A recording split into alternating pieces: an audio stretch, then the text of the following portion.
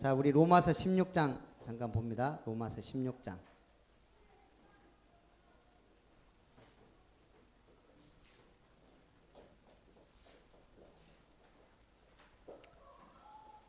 로마서 16장 1절 2절 우리 같이 한번 보겠습니다. 시작. 내가 겐그레아 교회의 일꾼으로 있는 우리 자매 베베를 너희에게 추천하노니 너희는 주 안에서 성도들의 합당한 예절로 그를 영접하고 무엇이든지 그에게 소용되는 바를 도와줄지니 이는 그가 여러 사람과 나의 보호자가 되었음이라.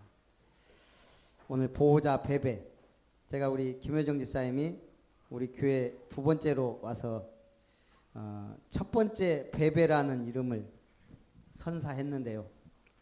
좀 더 집중해서 들으시고 베베 같은 응답을 받았으면 좋겠습니다. 자, 베베는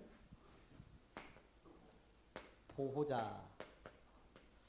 그러면 이 보호자에 바울이 제일 첫 번째로 이름을 올린 베베 집사님에 대해서. 베베란 이름의 뜻은 순결함. 우리 이름이 참 중요해요. 이 성경의 이름은 그 원어에서 많은 뜻과 의미를 내포하거든요. 그러면 뭐죠? 오직 복음 위에 순수하게 헌신한 사람이다. 이렇게 알 수 있죠. 그래서 로마서 16장에 한 26명 정도 동역자가 기록되어 있습니다. 그 중에 이때 당시에는 여자가 천시에 됐어요. 옛날엔 다 그랬지만 그 중에 여자가 11명입니다. 근데 제일 처음 이름을 올렸단 말은 중요하거든요. 그 처음 올렸는데 여집사 베베 집사를 추천했다 이 말입니다. 문안 인사로. 그러면 그만큼 중요하다는 얘기죠. 자, 그럼 첫 번째, 이 베베 집사님이 도대체 누구냐? 교회의 일꾼입니다. 어느 교회죠? 베베 집사님 어느 교회의 일꾼이에요? 네, 그 로마서 16장에 보면 나왔죠. 겐그레아 교회. 자, 겐그레아 교회가 유명한 교회입니까? 무명한 교회입니까? 예? 예. 큰 교회일까요? 작은 교회일까요? 예. 겐그레아 교회는 사실 다른 교회들에 비하면 이름도 없고 작은 교회입니다. 여기에서 근데 바울의 눈에 띄었다. 사실은 굉장한 일꾼이란 얘기죠. 그러면 일꾼이란 말에는 일을 잡은 자, 이게 성경에는 집사입니다. 그래서 결국은 일을 제대로 하는 사람을 우리가 집사님으로 세우는 거예요. 집사란 말은 일을 잡은 자란 뜻이에요. 많은 교회 훌륭한 성도들이 있지만 작은 도시에 아주 작은 교회, 소수의 사람이 모이는 이름도 알려진 교회에 우리 여성도 베베가 사도 바울의 눈에 띄게 된 중요한 이유, 작은 교회지만 그만큼 제대로 일을 했다는 얘기예요. 그러면서 이분은 사도 바울의 조력자입니다. 자, 사도 바울이 누구예요? 예수님의 12제자, 그 중에 한 명 가룟 유다 빼면 11명의 쟁쟁한 사도들이 있는데 그 사도들보다 제대로 하나님 앞에 일을 한 분이에요. 그럼 사실은 제가 볼 때는 최고의 사도거든요. 이 최고의 사도의 조력자다. 굉장히 의미가 있는 인물입니다. 바울의 전도 여행 시에 물질적 원조를 아끼지 않은 것으로 보아 믿음과 사명이 있었습니다. 신학자들은 이분이 사회적인 지위와 경제적 여유가 없으면 이렇게 할 수 없었다 그래요. 나름대로는 인정받고 성공한 여자예요. 남편이 그랬든 이분이 그랬든. 그러면서도 나와 여러 교회의 보호자가 됐다 이 말은 물질적 지원을 아끼지 않았다는 얘기예요. 지금 이 시대에 이게 지금 초대교회입니다. 예수 믿으면은 상당히 사회로부터 격리되고 손가락질 받고 핍박까지 받는 시대예요. 그러면서도 로마서의 전달자입니다. 얼마나 중요해요. 그래서 처음에 이름을 기록한 겁니다. 로마서의 전달자로. 자, 바울이 로마 교회에 편지를 보냈는데 아무한테 보냅니까? 가장 믿을 만한 사람. 그게 지금 베베란 얘기예요. 자, 바울로부터 서신 전달을 부탁받고 이를 실천합니다. 맡겨진 일에 충성하는 자입니다. 이 핍박 속에서도 이 로마서를 몸에 지니고 갔다는 것은 그만큼 믿음과 또 사회적인 위치가 있었다는 것으로 추정할 수 있죠. 어떤 학자들은 로마서 집필 장소가 갱그레아 교회 베베 집사님 집이었다고 해요. 로마서 집필 장소는 전혀 몰라요. 로마서 집필이 이 집에서 이루어졌다. 그만큼 영향력도 있고 힘도 있고 믿음도 있었다는 얘기죠. 두 번째, 보호자에 대해서. 이게 말하자면 문서 선교예요. 그죠? 사도 바울은 지금 베베 집사님을 뭐라고 해요? 내가 갱그리아 교회 일꾼으로 있는 우리 자매 베베를 너희에게 추천한다. 옛날 성경 천거한다. 이 말은 단순히 소개한다라는 말 이상이에요. 내가 이 사람에 대해 보증한다. 지금 문서나 이런 거 잘못 연결되면요. 믿을 만한 사람이 아니라면 이거 가서 바로 로마 군대나 유대인 지도자한테 꽂인져 버리면 어떻게 돼요? 초대교회 난리 나는 거예요. 안디옥 교회도 쑥대밭이 돼요. 그렇기 때문에 추천한다 이 말은 내가 이 사람 보증하니까 믿을만하다 그 말이에요. 지금처럼 우리가 그냥 편지 갖다 주는 그런 시대가 아니라니까요. 이때는 제대로 복음의 말씀 이걸 전달해야 돼요. 그것도 암암리에 은밀히 중요하게. 거기에 지금 베베를 추천했다 이 말입니다. 이 말은 이 사람은 내가 보증하다, 믿을만하다, 신뢰할 수 있는 사람. 바울은 당시 뭐라고 했습니까? 여러 사람과 나의 보호자가 되었다. 한마디로 말하면 사도 바울뿐 아니고 전도자와 교회를 돌봐준 사람이라고 보면 됩니다. 여기서 보호자란 말은 헬라어로 프로스타티스입니다. 프로스타티스. 왜 그러면 보호자란 말이 중요하냐면 이때 당시에는 지금 시대가 로마의 속국이에요. 그리고 지금 유대인들은 힘이 없어요. 그러니까 특히 초대교회에는 많은 사람들이 와요. 약한 사람, 연약한 사람, 외국인들 이런 이방인들이 보호받지 못하고 있으면 어떻게 돼요? 당장 문제가 와요. 먹을 것부터 여러 가지가.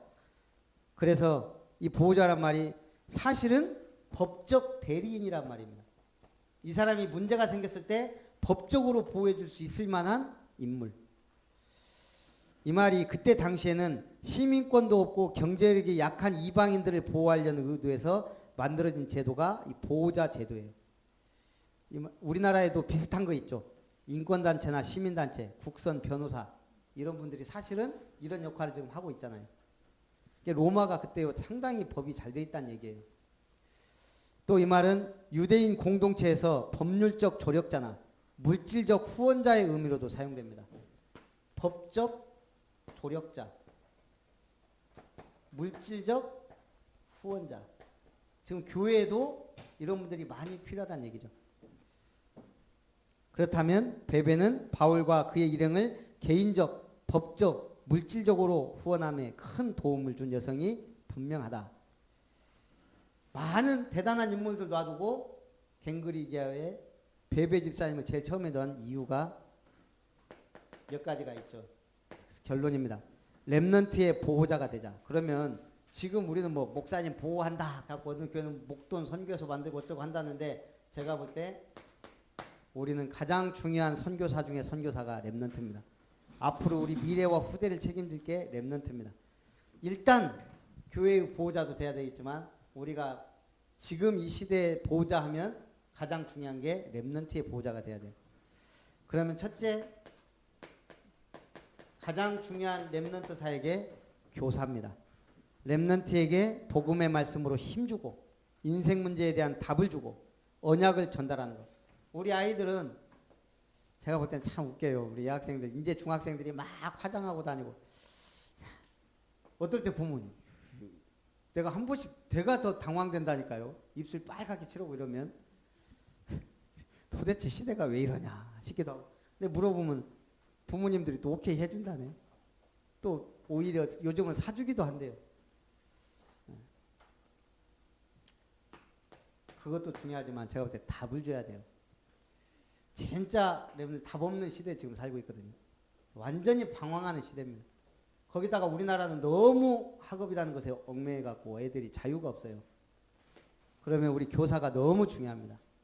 힘주고 답 주고 방향을 제시해 줄 수 있는, 무엇로요? 언약의 말씀으로, 복음의 말씀으로. 이게 가장 중요한 사역입니다. 그래서 우리가 다 100% 렘넌트 교사가 돼야 돼요. 두 번째는, 그럼 이 렘넌트들이 일단 성공하려면 예배 성공부터 해야 되거든요. 이 예배를 들을 수 있도록 돕는, 이게 조력자죠. 주로 렘넌트들에게 도울 수 있는 가장 빠른 방법은 차량입니다. 사실은 제일 중요한 것 중에 하나가, 아이들 거의 대부분 불신 가정에 있는 아이들은요, 아침에 일어나지 못해요. 이거 깨워주는 것만 해도 제일 큰 사역이에요. 사실은 거의 지금 다 애들이 이 시간 자고 있거든요. 우리 지금 저기 새로 온 애들도 모 랩런트들 있거든요. 전화 오면 자고 있어요. 형은 자고 있고 게임하다 밤새도록 게임하고 자고 있고, 동생은 눈은 떴으나 올 힘이 없고, 뭐 거의 이런 식이에요.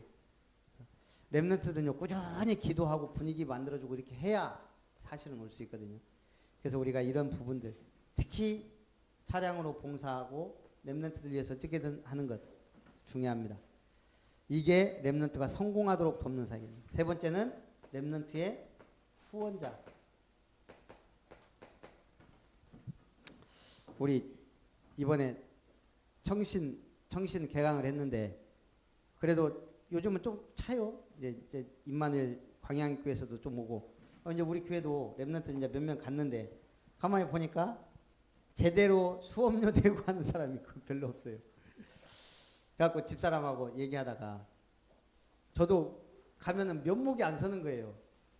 애들 그냥 와서 앉아 있는 것도 괜찮다 해서 이제 김영호 목사님 그렇게 해줘갖고 그냥 이렇게 애들이 가는데, 걷다가 이제 이번에는 찬양 연습할 시간도 없어요. 그래가지고 어제 차라리 그 동아리 시간에 찬송을 하니까, 찬양을 하니까 그때 한번 모여보자. 그래갖고 어제 이제 오라겠더니 우리 교회들 한 7, 8명이 와서 앉아있으니까 어제 꽉 찬 거예요. 이제 보니까 꽉 차긴 했는데 애들이 별만 막 떠들고 시끄럽고 막 얘들이 분위기 파악도 못하고 하고, 이제 어제 미안해갖고 제가 그 목사님한테, 목사님 우리 애들은 부모님들이 잘 믿는 것도 아니고 지금 우리가 수업료를 다 내고 할 수도 없고 졸업장 필요 없으니까 그냥 와서 듣고 찬양 시간 와서 그냥 좀 앉아 있고, 그 대신에 교회에서 우리가 10만 원 드릴 테니까 이렇게 했으면 좋겠습니다. 그랬더니 좋다고. 뭐 거기도 어차피 없는 간식비 생기고 장학금을 그렇게 써야 되겠다. 그래서 일단 했는데, 참 중요한데 우리 수련회 한번 가려고 해도 사실은 부모님이 밀어주지 않으면 힘들어요. 갈 때마다 늘 막 수련회비다 뭐다 이렇게 하고 힘들어요. 그래서 앞으로는 우리가 이런 걱정 안 하고 갈 정도 돼야 되거든요. 우리 랩런트 몇 명 정도는 늘 지원할 수 있는. 그래서 이 후원자. 그나마 기적은 그래도 애들이 와서 앉아서 말씀 듣고 있다는 거. 그래서 우리가 이 후원하려면 결국 가장 중요한 게 사실은 물질적인 후원도 필요하고, 그래서 지금 장학금은 제가 무조건 장학회 통장에다 넣습니다. 장학금은 이제 아직까지는 우리가 선교비하고 건축원금은 그렇게 못하고 있어요.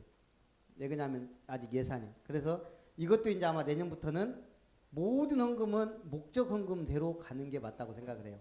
그래서 선교원금은 선교비로만 쓸 수 있도록, 또 건축원금은 건축원금으로 비축해놔야 나중에 일을 할 수 있거든요. 그래서 지금 하는 건 우리가 아름다운 장학회 헌금은 아름다운 장학회로, 아름다운 미션, 앞으로 우리가 사회단체나 재단을 만들려고 하는 것은 그건 또 그대로 통장은 따로 합니다.